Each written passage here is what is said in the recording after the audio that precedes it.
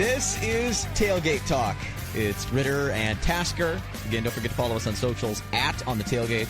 I am at The Real Ritter, as in fishing reel, at Wisco Bow Hunting for Eric Tasker. Our other cohort, Paul Wagner, out yet again this week. We had some difficulties of, things happen, things come up.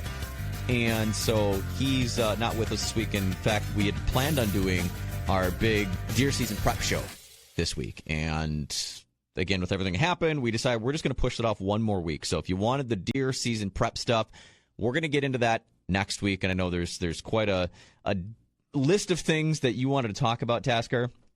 I'm looking forward to learning all kinds of stuff because, I mean, you all know that I'm more of the angler and not really the whitetail hunter. You know, if any hunting that I've done has always been waterfowl hunting. So this is all new and fun and exciting to me. So it'll be a lot of stuff that hopefully I can learn and pick up from you guys getting ready for now my second full whitetail season, aside from, toying with it back when I was a younger child. But, I would have never toyed around it at all if it weren't for my dad. And so that's, I think, the focus of this week's show is going to be dads with Father's Day, tomorrow, and what Father's Day weekend can be. And we all know mothers are far more important. Mother's Day is where it's at. But, it's Father's Day, kind of the one day, I think, of a year that dad can be dad. You know what I mean? Like, I feel like Mother's Day is Mother's Day, Father's Day is Father's Day, but the rest of the year we should always still be treating mom like it's Mother's Day. Pretty much, yeah. I mean, they do so much, obviously. I mean, I just think about how much Sherry does to keep our household running. And, I mean, they deserve definitely more than just one day out of the year. But it's nice to give back to Dad, Mm-hmm. And, yeah, so, a lot of dads getting us into outdoors things. And not to say that moms don't get kids into outdoors things, but, I feel historically it's been more dads. And I think that's slowly changing as more and more women are getting into the outdoors, which is something I absolutely freaking love. And I think it's awesome that everyone get involved in things in the outdoors. It's not just the boys club. It's not a men's thing. Yeah. I think back to, when I was little, and I mean, all the times that my dad would take me out fishing. And as I come to realize as I'm older and older, and I'm more of a fisherman than anybody else really in my family, that my mom is the one that still encourages my dad to go out because she just wants to go fishing every once in a while. So it's like kind of weird how that all comes around. But yeah, I mean, the dads are the ones that are always like, oh, we're going to go camping, and I'm going to teach you how to set up the tent, and I'm going to teach you how to string your line, and I'm going to teach you how to do all of these different things that are just like very essential, kind of outdoorsy things. I mean, and I know for my family, my dad and my uncles have, gone camping for so many years, and obviously with hunting and everything, where they would actually just camp during deer season, like tents. And, just thinking back to all those times when they would tell those stories occasionally of, setting up camp and having to step up and out of their tent because there was so much snow on the ground. It's like, you guys have so much experience with this. It's like, I'm so glad that we don't have to worry about that anymore, that we're very fortunate to have trailers that we take up there, or that we've got a cabin that we can stay in now. But, they've just experienced so many different things that it's nice to just always, like, all the different knots and stuff that they're tying when we're either, putting something on the meat pole or tying stuff off on trailer hitches or whatever it might be. They've just done it a million times, whereas I feel like moms aren't as involved with some of that stuff. So it's nice to, it's just those, I guess, generational things that you learn that just keep getting passed down. And it's nice to take a step back and say thanks to Dad, Yeah. My earliest memories thinking back to Dad, and I think it definitely comes into my fishing and being involved in fishing, because I was out fishing a lot with my dad. Go out with him and his friends. It was a lot of ice fishing. I mean, I've got so much, experience and memories ice fishing. As I recall it and think back now, I realize, and I think I've said this on this show before, I was really just extra limit. Those are the days when we're out perch fishing in the Bay of Green Bay, and you could keep 50 perch. So you got, the kid with, that's the next, you can keep, back in the another person. I would never keep that many. I don't know. It's just different, and then even as I progress later in life, talk about keeping fish. It's so funny. Like, my dad just can never grasp the concept of, me bass fishing the way that I do, that like you go out and spend all day catching things to immediately release them. And it's like, well, yeah, that's, I mean, if I want to keep, I have to release them to catch them, and I'm not going to keep anything that I'm not going to eat, or, so that's where, like, I think back of, like, just catching that many perch. And, like, well, no wonder why we don't have the perch we have anymore, because that's, like, everybody was doing that. Yeah, right. But it's still... Well, and it's crazy, because the limits, we talked about it a couple times, where the limits are changing for a lot of things. Yeah. And, it's very different now than it was even 10 years ago or 25 years ago, whenever. And I don't know. It's like, like you said, what do you do with all those fish? I mean, if they're small, okay, then it's not as much to worry about cooking. But I don't know. It's just, yeah, I mean, you were definitely extra limit. That's what you were. And that's all right. I mean, I'm sure you caught your couple and you contributed in some way, shape, or form. I think I spent more time playing in the snow and playing in the bait bucket. Yeah. I mean, that's what kids do. Yeah, right. As you were saying that, the one thing that I was thinking of is, like, you don't really realize when you're little how much effort actually goes into doing all of these things until you're the person doing it. Yeah. I just think back to when we went kayaking on Memorial Day. It's like the first time you get everything out, you got to go through the setup. You got to make sure all of your straps are good.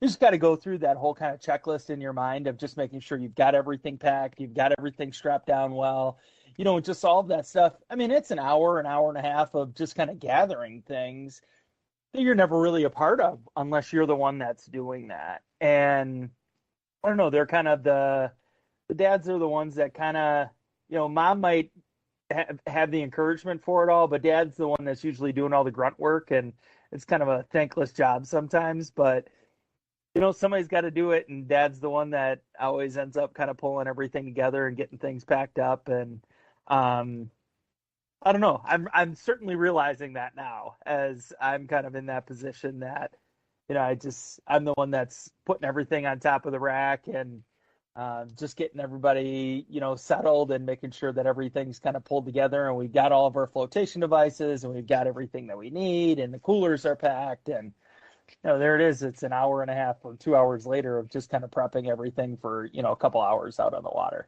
My wife and I often joke that my lot in life is to carry the heavy things and reach the high shelves. Yeah. Do the heavy lifting and reach the high shelves. Yeah, I know. Well, and, for Sherry, she's so much shorter than I am. She's like 5'1" or 5'2". So it's like whenever there's stuff up on the top, it's like, it's not like I'm that tall. I mean, you're taller than I am, but that's just kind of how it goes. That's what our job is. So. Yeah, just, thinking back on the memories of dad thing and the dads in the outdoors. I know I've told the story on this show a long time ago of, being out in the woods and hiking and stuff with my son Jackson.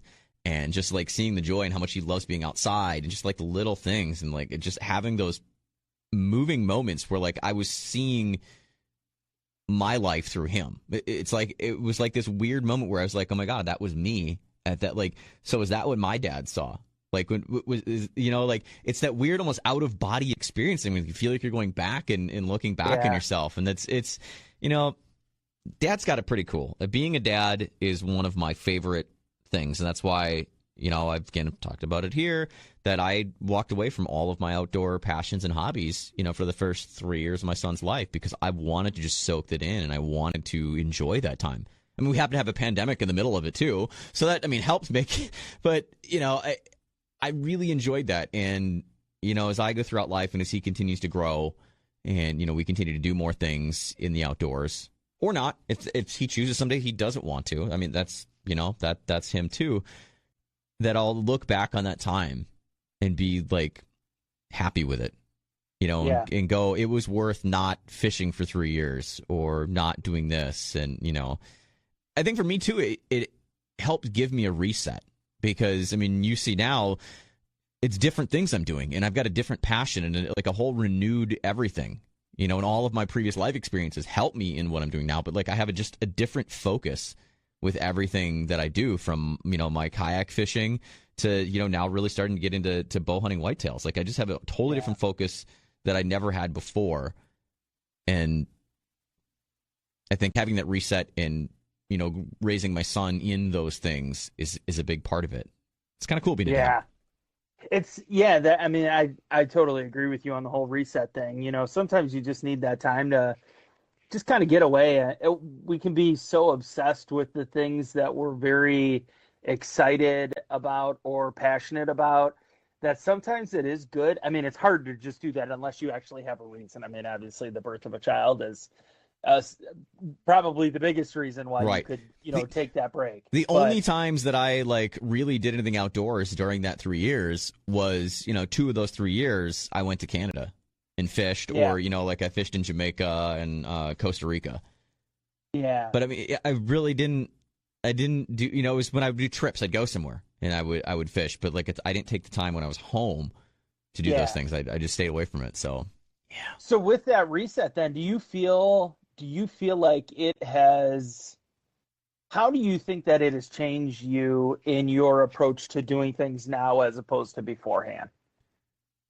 I'm more patient. I'm more intent, or I do things with more intent, I guess you could say. Sure. And that's where like kayak fishing really has brought me in, because I have had to do that. I have to be more resourceful. I have to utilize my time the best. I've got to shrink a lake. So like there's just it's so much more difficult, but I like it so much because there's so much more like small attention to detail, but yet it's also easily accessible, if that makes sense. Yeah. Yeah. Yeah. The goal is always still the same, but just the method behind the madness, I guess you can say, is a little bit different. Which, I mean, the first two things that you said, you're much more patient, you're much more intentional. I mean, that's all from like your nature versus nurture coming from your father experience or your parenting experience that, I mean, do things that just annoy you sometimes, or they don't do it the right way, or they do whatever, and you just have to be patient. Oh, And that is tough. oh, But the thing is, like I mean, no specific examples, but the only time in Jackson in an outdoors related thing, it's so funny. It's like if I'm doing anything and I like pull out the rods and I'm re-rigging rods or I'm doing any sort of tackle prep stuff, he wants to grab the biggest lures with the biggest and sharpest hooks. sure, And there's been a few times where I'm just like, no. Eventually, I'm just like, I've thought I need to just sit back and let it happen. The only way he's going to learn his lesson is, but I'm like, no, is that child abuse? If I'm going to like let my kid take a hook to the hand, oh, I've done it and get it out, but yeah. Well, you can touch the stove so many times until it's actually hot, it's like, no, and then like, you learn. Daddy, I want to play it. I'm like, you can't, but just please don't. It's so sharp. It's so dangerous. It's not sharp. I'm like, no, but trust me, it's very, very sharp. Like just the other day, he was like reaching at one of the rods that I still had the OG Slim tied on. And I can tell you, like that OG Slim, the hooks on that thing were so sharp, like a thread could be near it and it was going to hook into it. And I was like, just don't put your hands near it. No.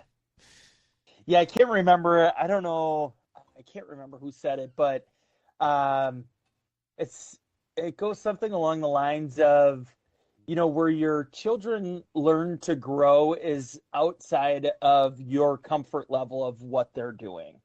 Like, it's not that you're letting them run into a fire. It's that you're letting them get close enough to the fire that they know that something's not right, that they will back up. That's where you need to let them kind of explore and figure that out for themselves. And when you need to stop them, stop them. But obviously, at the and it really resonates because it's like, yeah, you need to be able to let them get at least far enough so that they learn, but obviously within reason that they're able to learn for themselves, because that's where I mean, little man's just going to keep telling you it's not sharp till he finds out how sharp it is, and you guys are taking a trip to Freighter. I feel like I did the same thing to my dad, probably. Yeah. What's up? It's Ritter, Tasker, along with, you want to follow us on socials, it's @on the tailgate.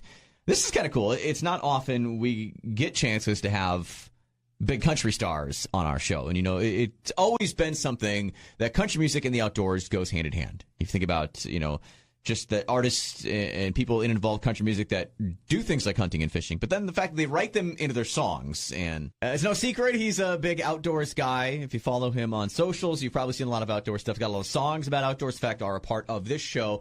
and he's going to be playing in our neck of the woods, Milwaukee, here for Summerfest coming up soon. Thomas Rhett, how you doing? I'm better than I deserve. Thank you for asking. Well, excited to have you. Excited to have you on the show, and we were actually just talking about this off the air, like the weird faces that you make and you don't realize you're making. Does that ever happen? Like, I mean, have you seen a photo of you on stage and been like, what the? Yeah, I mean, most pictures that I get back after a concert are like, what was I thinking in that moment? The majority of it is like stink face, especially like if someone's playing like a ripping guitar solo, like my face just like does things that I can't control.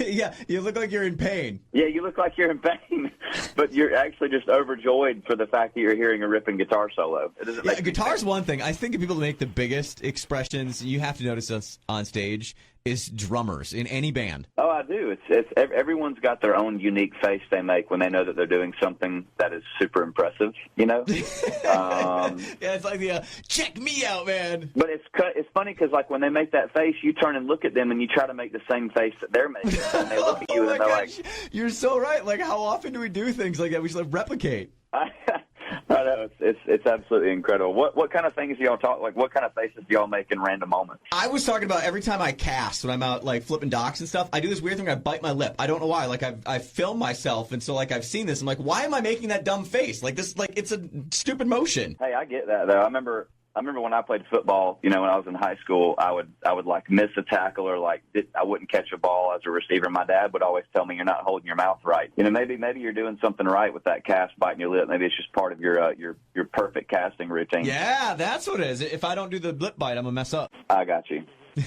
You mentioned being overjoyed before, which I can't imagine even what overjoyed for Thomas Rhett means. I mean, was it Slow Down Summer was just your 19th #1 song? Like, do you still celebrate those? Or it really is crazy. Like, I've had a lot of time, you know, over the last 6 months just to kind of reflect and, like, just I'm in such a state of gratitude right now. Like, I look back at, like, the beginning of my career, and I'm like, there's no way that this should have ever happened, you know? Like, I feel like some of the songs were good, but I just can't believe that we're sitting here talking about 19 #1s. And so, like, I don't know. I look at my wife and I'm like, can you believe that we have done this? You know? And so I feel very blessed at this moment in time, like, and to get to celebrate that with like my 4 little girls and all the co-writers and the producers of the record. It's just been a really special month getting to celebrate that song. You know, we've kind of seen that progression over the years, you know, you just right here at Summerfest, you look from like being, you know, one of the kind of opening acts up to headlining the big main stage. Yeah, it's always so crazy, man, because, you know, the majority of the places we play that we headline in North America, like we've opened those places for FGL and for Luke Bryan and for, you know, for Jason Aldean and for Dierks Bentley and for your name to be kind of on the closer. It's still kind of a pinch me moment, to be honest with you. Summerfest has always been one of my absolute favorite festivals to come to, which, I mean, I love being in Milwaukee anyway. There's something about the people that show up to the shows there that just brings a whole different type of energy than we experience in a lot of places in the country. And so it's one that, like, is a huge bucket list moment for me to be able to headline this festival. All right, so this year it's a guy named Ryan Hurd and this other Rhett Akins guy. Yeah. I mean, do rules change when he's on the road? Well, sort of. But, I mean, he was like, he toured with us in 2019, and I remember, you know, normally we give, like, the opener slot, like, a 25-minute set, right? It's just kind of standard across the board. And my dad came up to me the first night of tour in 2019. He was like, hey, do you think it's cool if I play for like 28 minutes? And I was like, I mean, yeah, I mean, you can play as long as you want to, you know? But I just thought it was hilarious that Dad, like, came up to me first night of the show, like, asking for something different in his contract. Hey, Dad, you're in my house now. You got to follow my rules. Hey, you're exactly right. You're exactly All right, so right. I want to know, Thomas, he gave you feedback on your football skills. Has he given you feedback on your shows? He used to all the time. You know, Dad would come out to so many shows, and, like, right when I get off the stage, we'd get on the bus and be like, hey, what'd you think about that opener? Like, what'd you think about playing this song in the middle, or what do you feel about closing the set out with this? And he would immediately give me, like, very almost too honest feedback, but I think you need people like that in your life because they definitely make you question, you know, what you're doing up there. And he's just been a great mentor, not only from a performer standpoint, but also from a songwriting standpoint. So I attribute a lot of what we do today to, you know, tough conversations with Pops. All right, so we just mentioned you had your 19th #1 single. I think I know what the 20th is going to be because there's a lot of people talking about this song with Riley Duckman, you know, with Riley Green. How did that whole thing hook up with you guys to get together for that song? Yeah, and I'm so pumped about this song because I go back to immediately the day that we wrote it. I wrote this song with my dad and Josh Thompson and Will Bundy. We were in Ohio writing, and we finished this song and it immediately kind of screamed that it needed a feature on it. And Riley and I had been hanging out, pretty good over the last couple of years, become pretty good hunting buddies and fishing buddies. And this just seemed like a song that was like right in Riley's wheelhouse. And so I asked him if he would do it, and he came in and sang the vocal, and it just took the song from a song that I love to a song that like I really loved. And I've been playing it, acoustic on the road for a couple of years now, or at least in like 2021. And like the reaction that I got just with an acoustic guitar kind of told me everything I needed to know about how the recorded version was going to come out. And so I'm just so pumped that the song is finally making its way onto the country music airwaves, and I think it's going to be a really cool song for the summer. I feel like I have the idea for the celebration for that number one. Riley Takes You Fishing on Guntersville. Yeah, we should definitely do that. Yep. I love hearing you mention Josh Thompson, another Milwaukee area guy we love here in Wisconsin. That's right. I love Josh Thompson. He's one of the most talented songwriters in this town, no doubt. All right, so you were playing that song for a while before you decided to do something with it. But I also remember another song you were playing for a long time, Star of the Show, that you first did. How long? What is the longest you've ever just held onto a song before you finally decided to record it or release it? That Star of the Show would be the one, no doubt. In today's time, there's usually a demo of everything, because there's so many talented people that can make things on their computer that feel like a song that could already be on the radio. But back then, there was only a couple people in town that could do that, and I was not writing with those people. I probably wasn't skilled enough to be in the room with those people, but my dad and I wrote that a long time ago, and literally we were thinking about making a deluxe part of a record, and I was going through old songs, and I was getting a lot of my fans commenting on social media being like, when are you going to release Star of the Show? When are you going to release Star of the Show? And I'm convinced that because y'all have that on your YouTube page, it is the only bit of reference that I had to take it into the studio to be able to record that song with the band. And so thank y'all for filming that. Much appreciated. Yeah, that's so cool. Because without it, I don't know that the song would exist. Yeah, for sure. Yeah, crazy to think that was a Magical Night back all the way to 2013. And if I remember correctly, Good on stage, you drank a little Spotted Cow. How's the supply? I have none.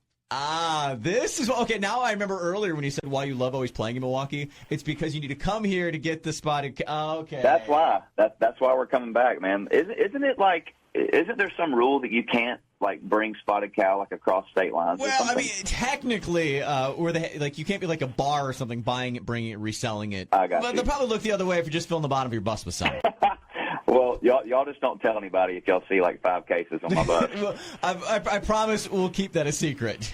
Always great talking with you. Love it, man. Hey, get out, enjoy some fishing and whatnot before we see you coming up here at Summerfest. Yeah, likewise, man. We'll see y'all up there very soon. Absolutely looking forward to it. Summerfest, playing the American Family Insurance Amphitheater, the final night, in fact, Summerfest, Saturday, July 7th. Thomas Rhett tickets are on sale. You can get them linked through Summerfest or our site. And, yeah, it's going to be awesome. Always love talking about my man, TR. To see his kids and family being in the outdoors so much, it's awesome. And, we'll get back into our whitetail season prep on next week's show. We kind of switch things up a little bit this week, and we thought fitting with Father's Day that we would talk a bit about dads and, experience with dads being in the outdoors and, kind of where we got some of our passions from our dads. Is there a certain memory that stands out with you, Tasker, from your dad? Of something in and around the outdoors that's happened that you'll always remember forever? I know I put you on the spot there. There's one that is not necessarily related to the outdoors, but my dad was really, really big into softball. He played in a bunch of softball leagues, and it's just because this is one of my all-time memories of my dad and I. So we're getting ready. He was wrapping up a game. We were loading up the truck, and he had an old school Jeep. This was in the mid 90s. He had one of those really, really boxy Jeeps, and the whole hatch goes up, and it's got the sharp corners on it. Yep. Okay, so you're laughing, so you know where this is going. Have a feeling. We're loading up the car, and they played for a bar. Of course, they had a bar as a sponsor, so we would always go there afterwards, and that was always the most fun for me because I could run around and eat 12 bags of chips and have 14 sodas, and it would just be total chaos. Right. And, they could sit there and just have fun, have a couple beers, and then we'd go home afterwards. So we're getting ready, and I was so excited to go to the bar That sounds terrible, but I was so excited to go to the bar and like run around and play games and do all that stuff. Listen, we grew up in Wisconsin. Going to a bar as a child is baby in a bar is where we draw the line. But like once you can stand or sit on a bar stool, you're fine. You're fine. As soon as you can see over the pinball machine, you're just another person in the bar. And so he has the majority of his stuff loaded up, and I was tall enough that I could reach the latch, and I brought it down. And right on the corner of the trunk smokes my dad right in the top of the head. And I don't remember a time where my dad was so close to strangling me that it was something that I will never forget. And so now, even because now, all of these, like, he's got a Tahoe now, and even the new ones have buttons where you just push the button and it comes down or whatever. Even just like last week or 2 weeks ago, a couple weeks ago, when I took them to the airport on their trip, I even thought of it that time when after they had all their luggage in and I pushed the button, I even consciously think about it now. Like, okay, is he out of the way or what is going on here? So that is like one of my all-time favorite memories. But I mean, I just think that, every year it's really nice because my dad and I look so forward to going up north and doing just anything with going up north. It's always something that I don't know if outside of, like our memory that we shared last year was really pretty special, but, just any time that, we're able to get up there, those are the things that will just kind of always be kind of a memory. I mean, it's such an interesting thing because it's such a spiritual experience going out. And I know you feel that way, where it's like something that kind of just helps you kind of center yourself and be away from it all and just be out in the woods and all that. I mean, I can definitely see how people will feel like, like if, well, my dad's not hunting with me anymore, I'm still going to go up to the same spots. And I think I can see why people will feel like that person is there with them. I can totally see how that is a thing. But yeah, I mean, so the corner of the trunk, and then also just, I mean, really just the experience of every year going up north and being able to share that time with him up there is just always something that I think I'll remember. Yeah, I loved when you shared the story back last fall of your dad finally shooting his first deer with a bow after, it's crazy. Was it 30 years 46 or something? years Of bow hunting and never killed a buck with a bow. And I mean, that I can't even imagine. That's so cool. Yeah. You mentioned going to the bars, and that pinged a memory with me too. Going back to ice fishing, I remember we'd go out fishing in the bay. A lot of times it was like Dykesville area. I'm familiar with Door County. Dykesville's like basically right where Brown and Door County meet, right there on the thumb of the state of Wisconsin. Yep. And the most there's the infamous bar there, Lipsky's in Dykesville. It's they've now got a bowling alley across the street. Like they own all of this little town in Dykesville. But we'd always go into Lipsky's afterwards. And I remember for some reason they had these, it was like eggs, like plastic eggs, like Easter eggs. And they were probably like $1 a piece or something. So you buy the egg, and inside it would be like, a little piece of paper, or like you could win little prizes. And it was everything like little mini bottles of booze, like just little, liquor tchotchke things. I would love to get the Easter eggs and win prizes. It's liquor-related crap for a child. Like, what? But I remember it. Fine. And it's not like I was remember that forever, right. Yeah. It's not like I was but like nowadays, if I did that, I feel like people would look at you like, what? Or if I came on and I told that story and was like, hey, I had my son at the bar, I was buying all stuff, he won a couple of bottles of booze, and people would be like, they would think there's something wrong, and they would immediately be calling, Child Protective Services that like I guess it was just a different time, but that's a fond memory for me to remember that of like maybe it's because it's so ridiculous these days, like it sounds so ridiculous. But yeah, it was a lot of that. And, I was lucky. I got to spend a lot of time with my dad out in the big pond when I was, mating and stuff with, salmon charters. And I was telling the story to someone the other day because we had got talking about what's the longest you've ever stayed awake. And I was like, I can tell you flat out, 38 hours. And we're like, what? So I'd run a trip in the morning out of Kewanee. And the guy was running with his boat. We pulled the boat out, and we were going to go fun fish up in Sturgeon Bay on Sunday morning. He so happened to be having a party for his dad at his dad's house that was up sort of towards Sturgeon Bay. And we were at the party, hanging out and this and that. And it got to be a point where it was like 10 o'clock at night. And we're like, well, I mean, what's the point of going and getting sleep now to like get up in like 2-3, hours and then, go back out fishing anyway? Should we just like go grab the boat and go now? So we ran back to where the boat was, picked it up, ran all the way up to Sturgeon Bay, we were on the water. I think lines in at 2:30 in the morning. Wow. We had our limit of salmon. It was me, my dad, Jake, the captain, and one of his friends. So it was 4 of us on the boat. We had our 20 salmon by 7 a.m. Wow. And instead of pulling off, we're like, let's go catch some steelhead. It was a flat, calm day. So we hammered up and ran, a couple miles out and trolled and brought, I think, was it 4 or 5 nice steelhead we caught too? And we came back. I just remember cleaning those fish and just feeling, it was like that out-of-body delusional. 38 hours awake. It was like 36 when we were cleaning fish, and I immediately went home and just like passed out. But yeah, that was a really fun trip that I'll always cool. remember. So that was like older in life of me to be able to share and be a part. It was just, it was a lot of fun. Oh, I think my dad caught his biggest steelhead ever too on that day. We caught some big steelhead. It was a lot of fun. Yeah. Yeah, man, it's just, and it's like you could ask me this question again in a couple weeks or a couple years or whatever, and I'm sure there'll be something else that might trip in my mind. But I mean, I feel like the corner of the tailgate and just the every year kind of annual trips up north is something that, I mean, it's such a cool thing, and it's just something that you'll always remember, and hopefully you'll have those opportunities to do that with your little guy too, and just keep building on that stuff, I know everyone that has had a moment with dad is thinking about that moment right now of what their moment is to them. I know it's going through your head. You're thinking about it, and that's awesome. Yeah. I had an idea that I was going to do on my YouTube channel of like a gift guide of gifts that dad wants, or that dad would be great for dad as like if he were a fisherman. And I never ended up doing it because, that's sometimes just what happens. But I still have that list here. And I figure I share it here. I mean, I know that it's, Father's Day basically come and gone at this point. But just something to think about, like going ahead, Christmas, some ideas for dad. And this is like legitimately all stuff that, well, most of it that I have that I can attest for that it would be awesome.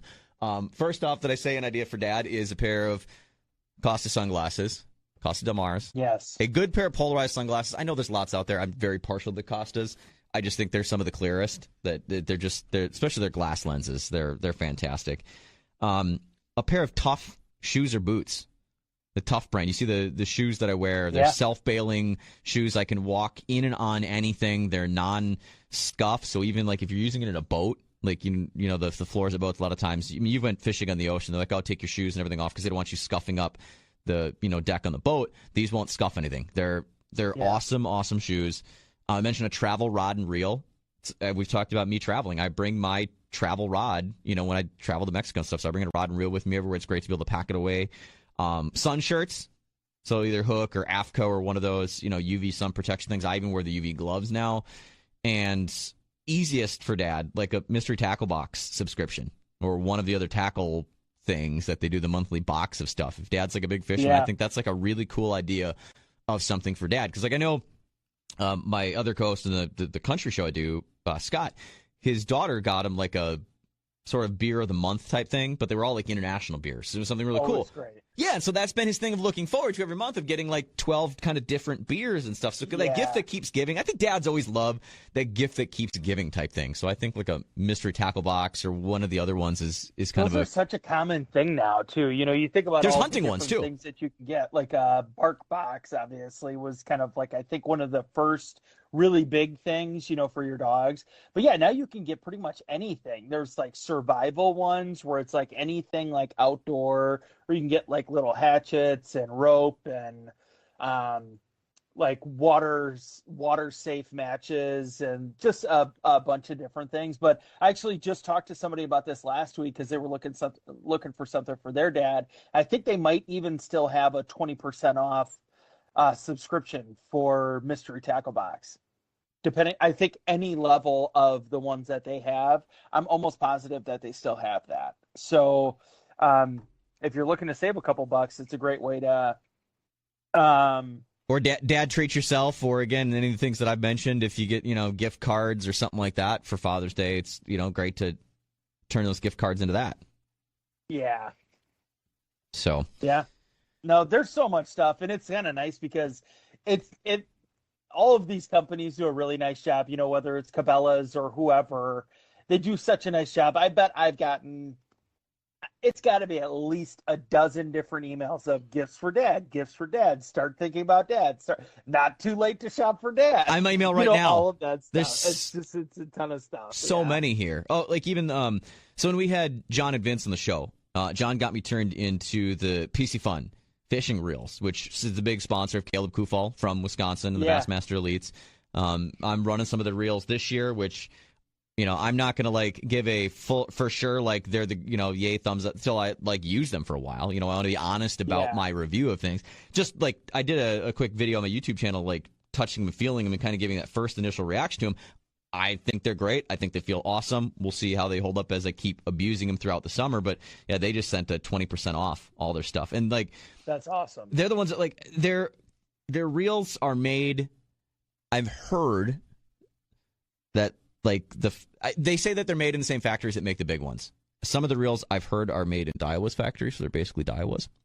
But I can't confirm that. That can't be confirmed. So and they're made at a better price point than some of those higher ones. So I think you've got a reel that's $40, like the Torrent that I got. 20% off of that is what brings it down to like $30. $32, yeah. For a bait caster. I'm telling you, I have that reel. It does not feel like a $30 bait casting reel. I will tell you that flat out. It to me is up there with other reels that I have that are in the $100 to $120 range.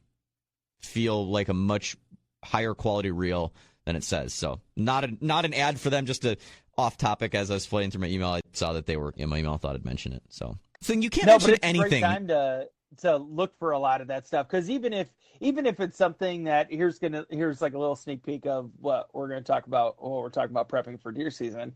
You never know when things are on sale. So even if it is a holiday or whatever, if there's stuff you need, keep an eye out for that stuff, because you never know when that stuff's going to be on sale. And now that we're starting to inch towards the middle of summer, typically you're not going to see the newest fishing stuff on sale, or the new hunting stuff's not going to be on sale. But I just always make mental notes of that, because I always struggle to find stuff for my dad. Mm-hmm. So I always just kind of keep that in mind. What are some of the things that he really needs that he just wouldn't buy for himself? Because he's a super, super simple guy, and I can really appreciate that, but it makes it very hard to buy him things. Like last year, we had these old ratchet straps that were not very good. They weren't like the actual ratcheting ones. Mm-hmm. They were just like the pull tight with a cinch. And it would drive me crazy because they never would stay tight. So I'm like, you know what? If you're not going to go out and buy them, you're getting them for Christmas. So that's what we did. We ended up just going out and buying a nice, like a couple 100-pound capacity or whatever. And we're like, you know what? This is something that I know you're not going to go out of your way to go get. We're going to get this for you, and you're going to have something that's going to last for a really long time. That's what my wife always says. Birthdays and things like Christmas or whatever, those are supposed to be the things where you buy people the things that they would never buy for themselves. Yeah. So there you go. Buy Dad something he would never buy for himself for Father's Day. You mentioned new fishing lures coming out. We're a month away from ICAST, too. Ooh. So some of the new products. Is that do you have 3 days of vacation that you're just going to sit and watch the live stream? Or I definitely will be very involved. I'm hoping next year to attend either ICAST or the Bassmaster Classic. So one of the two I have on the intention list of attending. So vacation time this year, I'm a little tight on things with, some other trips that we already have planned coming up. Next year, I'm not going to have one or two of those trips. I'll have a few more days around. So I'm kind of toying around, and I've kicked the tires on it and I'm looking to see, but either the Classic in Knoxville or headed down to Orlando for ICAST would be. I think ICAST is the easier sell because it could be another, bring the family down to Orlando and Disney or whatever happens to be there, and then I can pop away for a day or two and hit the expo and check out ICAST. But I'm always excited for ICAST to see all the new stuff that comes out, and some of the stuff that I always feel like is just a rehashed old thing. It's always interesting. So I know It's going to be a bunch of new baits and stuff. A couple of the guys that we follow have been talking about some new stuff they've been working on that will be released. In fact, actually, I know the Johnston brothers, Chris and Corey, they just released a new worm that they've already put out there. You see pictures of it. They're going to be fishing the St. Lawrence River for the next Elite Series event during that, which is funny because the next Elite event is like right around the time of ICAST. So the Elites will not be able to be at ICAST, or some of the guys that won't make the cut will, it's... Be able to go over. Well, no, it won't, because actually the tournament... No, they're going to go right from the tournament to ICAST. Sorry, ICAST starts right after that tournament because the tournament runs through the 16th, which is the Sunday, then ICAST starts Monday the 18th. Well, really Tuesdays when it kind of unveils all the stuff. So, they're going to all be going right from the St. Lawrence River, flying all the way south to hit up ICAST. Yeah. Well, they're used to being on the road. Yeah. That's all right. There you go. Well, I think that's where we're going to wrap things up for the show this week. We appreciate you being a part, hanging out with us. I know a little shorter than normal this week, but, we want to get you back to hanging out with Dad. Saying thanks to Dad for this weekend. Getting you involved in the outdoors. Are you doing anything special for Father's Day, Tasker?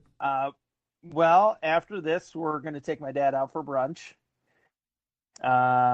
Yes, it's Saturday, but we're going to do that on Saturday, and then Sunday we're going to head up to the in-laws, and I'm sure my father-in-law and I will get out and try and catch some fish. So, I got these new baits you've been telling me about for so long that I just got rigged up sitting here that I'm excited to get out and use. So, good colors there, by the way. Solid colors. You do a little white and chartreuse, white, silver.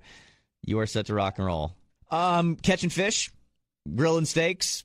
Yeah, that's pretty much my weekend.